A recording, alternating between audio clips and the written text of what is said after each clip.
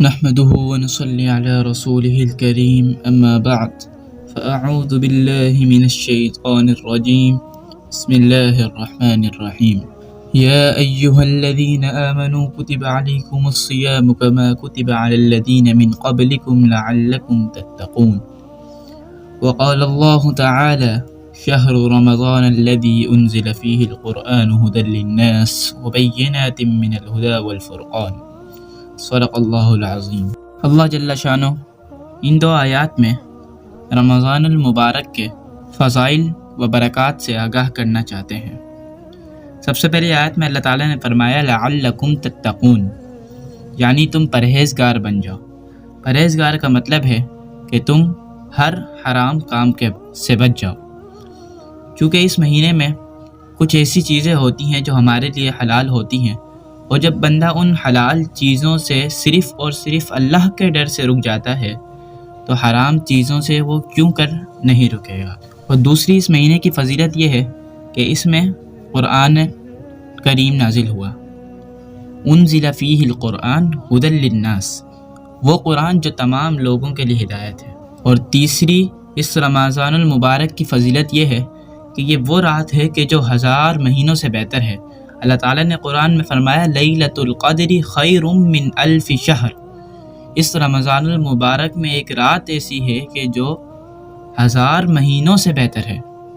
یعنی ایک شخص جو 1000 مہینے عبادت کرتا رہے اور دوسرا وہ شخص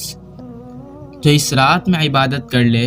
وہ ایسا ہی ہے کہ گویا اس نے 1000 مہینوں کی عبادت کی۔ ماہ رمضان کے فضائل و برکات کے حوالے سے حضرت ابو ہریرہ رضی اللہ تعالی عنہ سے روایت ہے کہ آپ صلی اللہ علیہ وسلم نے فرمایا جب رمضان آتا ہے تو جنت کے دروازے کھول دیے جاتے ہیں اور دوزخ کے دروازے بند کر دیے جاتے ہیں اور شیاطین جکڑ دیے جاتے ہیں، اور ایک روایت میں ہے کہ بجائے ابواب جنت کے ابواب رحمت کا لفظ ہے، یعنی رحمت کے دروازے کھول دیے جاتے ہیں۔ رمضان المبارک کی فضیلت کا اندازہ آپ اس بات سے لگائیں کہ آپ صلی اللہ علیہ وسلم نے کسی بھی چیز کے لیے ایسا انداز اختیار نہیں فرمایا جو کہ رمضان کی خوشامد کے لیے اختیار فرمایا۔ حضرت سلمان فارسی رضی اللہ تعالیٰ عنہ سے روایت ہے کہ ماہ شعبان کی آخری تاریخ کو رسول اللہ صلی اللہ علیہ وسلم نے ہم کو ایک خطبہ دیا، جس میں آپ صلی اللہ علیہ وسلم نے فرمایا اے لوگو، تم پر ایک عظمت اور برکت والا مہینہ سایہ افغن ہو رہا ہے۔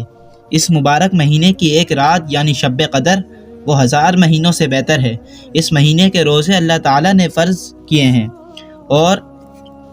اس کی راتوں میں بارگاہ خداوندی میں کھڑا ہونے والا یعنی نماز تراویح پڑھنے والے کو نفل عبادت مقرر کیا ہے، جس کا بہت بڑا ثواب رکھا ہے۔ جو شخص اس مہینے میں اللہ کی رضا اور اس کا قرب حاصل کرنے کے لیے کوئی غیر فرض عبادت یعنی سنت یا نفل ادا کرے گا تو اس کو دوسرے زمانے کے فرضوں کے برابر اس کا ثواب ملے گا، اور اس مہینے میں فرض ادا کرنے کا ثواب دوسرے زمانے کے 70 فرضوں کے برابر ہے۔ یہ صبر کا مہینہ ہے اور صبر کا بدلہ جنت ہے۔ یہ ہمدردی اور غمخواری کا مہینہ ہے، اور یہی وہ مہینہ ہے جس میں مومن بندوں کے رزق میں اضافہ کیا جاتا ہے۔ جس نے اس مہینے میں کسی روزے دار کو اللہ کی رضا اور ثواب حاصل کرنے کے لیے افطار کرایا تو اس کے لیے گناہوں کی مغفرت اور آتش دوزخ سے آزادی کا ذریعہ ہوگا، اور اس کو روزے دار کے برابر ثواب دیا جائے گا، بغیر اس کے کہ روزے دار کے ثواب میں کوئی کمی کی جائے۔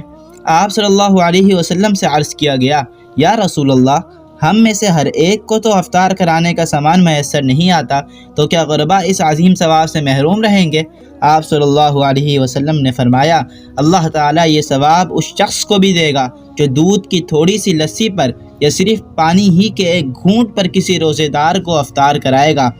رسول اللہ صلی اللہ علیہ وسلم نے سلسلہ کلام جاری رکھتے ہوئے آگے ارشاد فرمایا اور جو کوئی کسی روزے دار کو پورا کھانا کھلا دے اس کو اللہ تعالیٰ میرے حوض یعنی حوض کوثر سے ایسا سیراب کرے گا جس کے بعد اس کو کبھی پیاس ہی نہیں لگے گی، یہاں تک کہ وہ جنت میں پہنچ جائے گا۔ اس کے بعد آپ صلی اللہ علیہ وسلم نے فرمایا اس ماہ مبارک کا ابتدائی حصہ رحمت ہے اور درمیانی حصہ مغفرت ہے اور آخری حصہ آتش دوزخ سے آزادی ہے۔ اس کے بعد آپ صلی اللہ علیہ وسلم نے فرمایا اور جو آدمی اس مہینے میں اپنے غلام یا خادم کے کسی کام میں تخفیف اور کمی کر دے گا اللہ تعالیٰ اس کی مغفرت فرما دے گا اور اس کو دوزخ سے رہائی اور آزادی دے دے گا۔ خلاصہ یہ ہے کہ رمضان المبارک کے کس قدر فضیلتیں اور برکات احادیث مبارکہ اور قرآن میں آئی ہیں۔ ہم سب کو چاہیے کہ ہم سب رمضان المبارک کے آنے سے پہلے ہی اس کی تیاری کریں اور رمضان المبارک میں کیا کیا کام کرنے ہیں ان سب کی ترتیب بنائیں۔ اللہ تعالیٰ ہمیں رمضان المبارک کی تیاری کرنے کی توفیق عطا فرمائے، آمین۔